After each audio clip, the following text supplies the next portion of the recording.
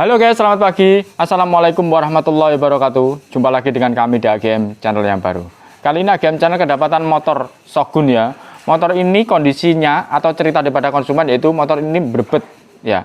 Dan berbet atau tersendat, terganggu mas ya intinya ya. Cuman terganggunya tadi tidak di setiap saat, tidak di setiap saat ya. Berubah-ubah nanti terganggu, enggak begitu. Oke, kemudian monggo penjelasan perhatikan. Ayo ke sini.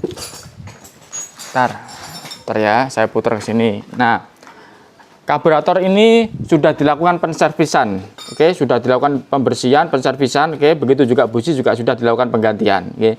Tapi tetap nanti di titik tertentu dia akan berbet, kadang-kadang tidak, kadang-kadang berbet semacam itu. Oke, Mas Bro ya, udah, ini sayang.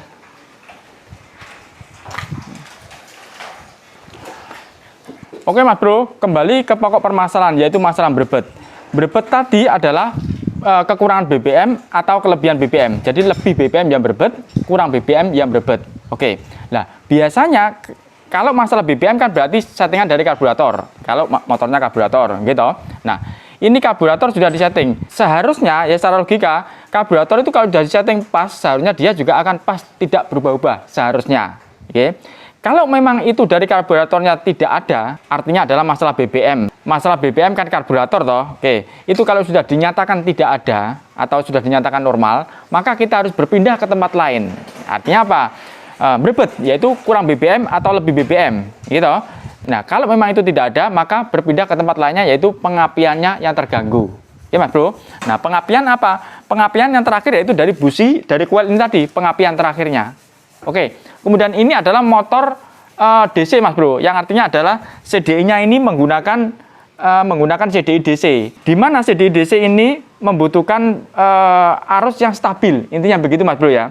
Oke, nah kemudian ini dipasok oleh aki sebelah sana, aki tadi dipasok oleh kiprok ini tadi. Oke, mohon maaf Mas Bro ya, sebelum saya tunjukkan kepada pokok permasalahannya, penjenengan akan saya bawa urut-urutannya biar paham. Oke. Asal penjenengan paham, maka penjenengan bisa memperbaiki sendiri. Itu maksud saya. Oke Mas Bro ya. Kemudian ayo saya tunjukkan ke sini. Oke. Kemudian kalau masalah pengapian, sekarang pindah masalah pengapian ya. Pengapian berarti berawal dari kelistrikan, gitu. Kelistrikan. Nah, ini penjenengan perhatikan. Ntar sayang. Kelihatan sayang? Oke, ini nilainya berapa? 11 Mas Bro. Nilai 11, berarti menunjukkan aki ini sakit. Oke. Nah, walaupun aki ini sakit, kalau kiprok ini normal, nah kiprok di sini Mas Bro. Kalau kiprok ini normal, mana kiprok? Ini kiprok. Kalau kiprok ini normal, ya, maka sebenarnya masih bisa diterima. Oke, sekarang saya kontak dulu, sudah saya kontak, saya hidupin. Ini dulu sayang, dari sini sayang, perhatikan ya. Nah, monggo penjelasan perhatikan. Berapa nilainya tadi? Dari 11 langsung lompat ke 12 gitu. Ini kondisi 0 atau stabil atau stasioner gitu. Kita tarik gasnya.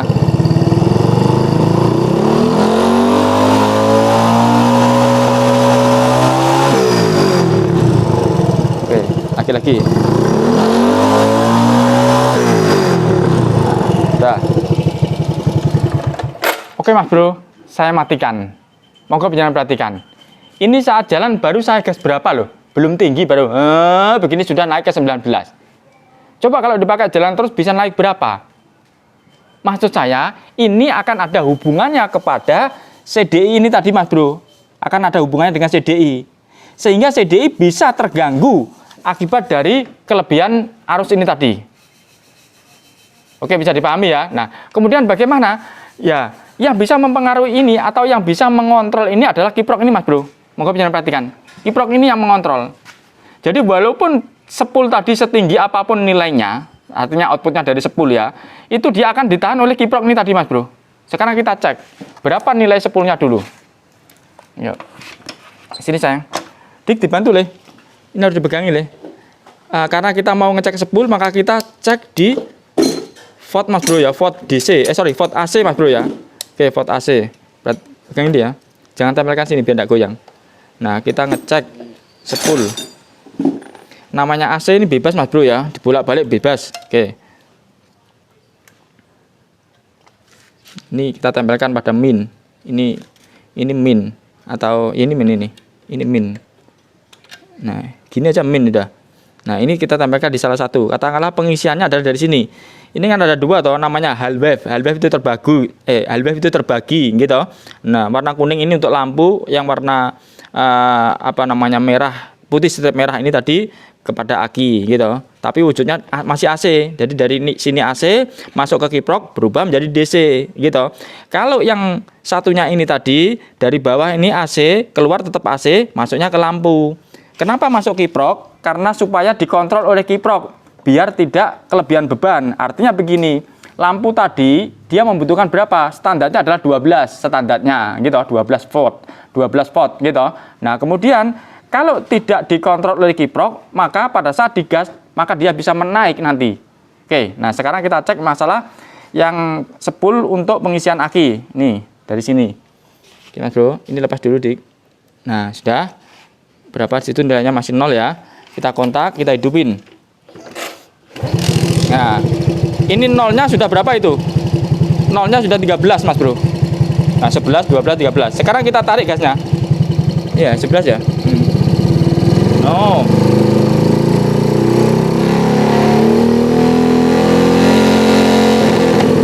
Nah, ini Mas Bro.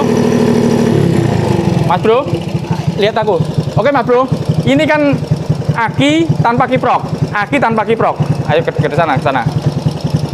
Ke atas, ke atas. Bentar. Oke, Mas Bro. Ini kan aki tanpa kiprok. Penjelasan perhatikan. Aki tanpa kiprok. Nah, ini nilainya, ini plus, ini min. Ini harus dipindah ke DC. Nah, ini nilainya. Oke, kalau kita gas, ini ada berebetnya, Mas Bro.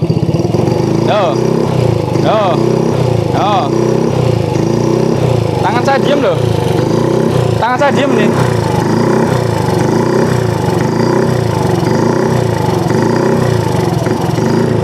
Oke, kenapa begitu? Karena kebutuhan CDI tidak tercukupi oleh aki ini tadi. Jadi kebutuhan CDI tidak tercukupi oleh aki ini tadi. Maka sekali lagi saya bilang bahwa yang bisa mempengaruhi berebet yaitu yang pertama dari BBM, gitu. Yang kedua dari pengapian. Pengapian itu dipasok oleh kelistrikan. Jadi pengapian itu kan ke koilnya tadi, dari CDI ke koil itu pengapian. Kalau kelistrikan itu mencakup umum. Ya, ada lampu sebenarnya itu kan kelistrikan toh. Tapi kalau pengapian cukup dari CDI, pirantinya CDI lah sampai kepada koil, sampai kepada busi tadi, itu jalurnya pengapian. Oke, bisa dipahami Mas Bro ya. Nah, ini saya kasih contoh bahwa kalau CDI tadi mendapatkan pasokan yang tidak stabil, ya, maka yang terjadi adalah berebet tadi. Oke, bisa dipahami ya. Nah, itu yang terjadi pada motor ini. Nah, itu pengisiannya lompat sampai ke berapa tadi? 19 ya. Itu kalau digas lagi bisa naik lagi itu. Nah, kemudian bagaimana? Mau tidak mau, maka harus diganti kiproknya. Karena yang sakit adalah kiproknya. Jadi intinya adalah bahwa seberapapun besar nilainya outputnya spool, ya, itu akan dikontrol oleh kiprok.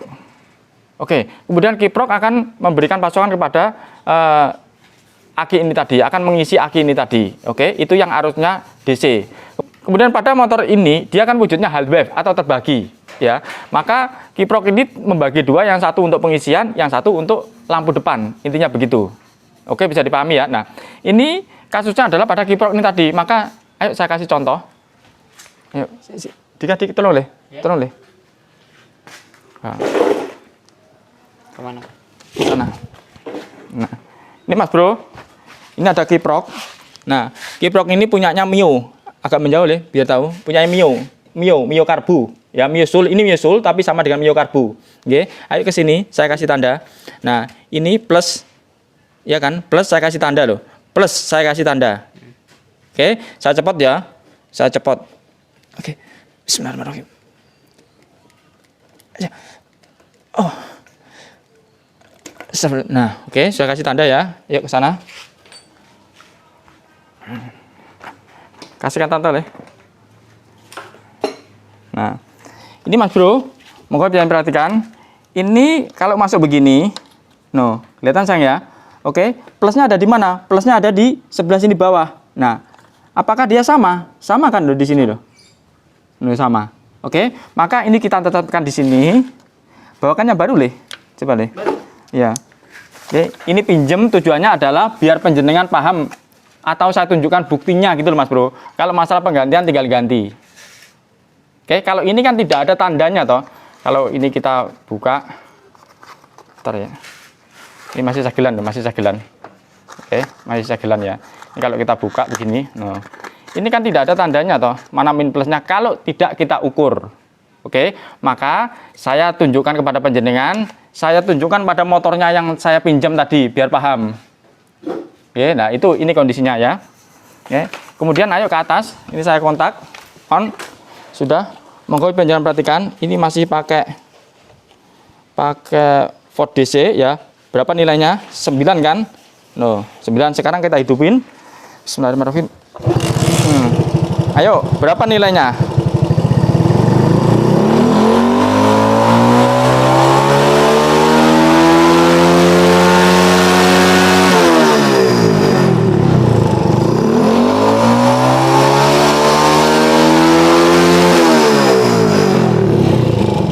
Oke Mas Bro, saya matikan dulu ya. Monggo penjenengan perhatikan. Berapa nilainya? Ini sudah gas mentok gitu. 1402 Mas Bro. Ada bagus sayang. Oke. Bisa dipahami bahwa kiprok ini yang mengontrol spool. Berapapun nilainya spool akan ditahan oleh kiprok ini tadi. Oke, bisa dipahami ya. Nah, ini adalah sekaligus memberikan jawaban sama teman-teman yang kemarin bertanya, Mas, kalau kiproknya ketinggian, kalau outputnya 10 ketinggian bagaimana? Ini yang ngatur Mas Bro. Jadi kekuatannya di sini. Ada lagi yang bertanya, Om, saya sudah melakukan penggantian kiprok baru, tapi kenapa output saya masih tinggi? Ini bukan masalah baru dan lamanya atau baru dan bekasnya, tapi masalah nyatanya. Oke, atau rumusnya begini, apapun alasannya yang mengontrol outputnya tadi adalah kiprok ini tadi. Intinya begitu. Oke, bisa dipahami ya. Kalau memang itu tidak tembus, berarti kemungkinan besar adalah kualitas kiprok ini atau kiproknya tidak sesuai. Oke, bisa dipahami ya. Nah, ini buktinya saya tunjukkan kepada penjenengan, ya. Dan saya tunjukkan juga saya pinjamnya motor dari situ. Walaupun di sini ada kiprok baru, tapi tetap saya tunjukkan, saya pinjamkan motor ke situ. Tujuannya adalah untuk penjenengan, bukan untuk saya. Oke, bisa dipahami ya. Nah, ini buktinya. Nah, ini akan mempengaruhi motor berebut Mas Bro jikalau outputnya ini tidak stabil. Yang artinya jikalau tidak stabil, maka akan mempengaruhi pasokan kepada CDI. Sedangkan CDI butuh arus yang stabil. Misalkan sekitar 12, ya minta sekitar situ. Namanya sekitar berarti kan masih ada toleransinya tuh Mas Bro. Kalau kelebihan toleransi, maka terjadi adalah terganggu. Nah, terganggu tadi yang namanya gangguan kelistrikan atau tepatnya gangguan pengapian, maka yang terjadi adalah berebut tadi. Oke, bisa dipahami ya? Oke. Nah, ini sudah saya tunjukkan dari awal sampai akhir. Kemudian efeknya kalau pengisiannya ketinggian, maka aki ini cepat rusak dan ini buktinya. Katanya konsumennya aki ini tidak sampai 1 tahun dia sudah rusak. Di antaranya begitu Mas Bro, karena overcharge tadi. Overcharge tadi, gitu. Oke Mas Bro, saya rasa cukup ya. Ini ulasannya soal penggantian, monggo penjenengan kondisikan sendiri ya. Yang penting saya sudah tunjukkan titik-titiknya. Oke, terima kasih kepada semuanya. Jangan lupa selalu nyalakan tombol lonceng agar panjenengan tidak ketinggalan dari video AGM terbaru. Oke, biar sedikit semoga bermanfaat. Cukup sekian. Wassalamualaikum warahmatullahi wabarakatuh. Salam dari kami, AGM Channel. Sekarang saya pasang yang baru Mas Bro, karena ini tujuannya adalah penggantian yang baru ini tadi. Yang ini kan punyanya konsumen loh, ada tandanya. Ini yang baru loh. Oke, pasang di sini. Oke, sekarang coba dulu. Kontak on, dihidupin. Ya, cek sayang, tak lepas, sudah bergerak.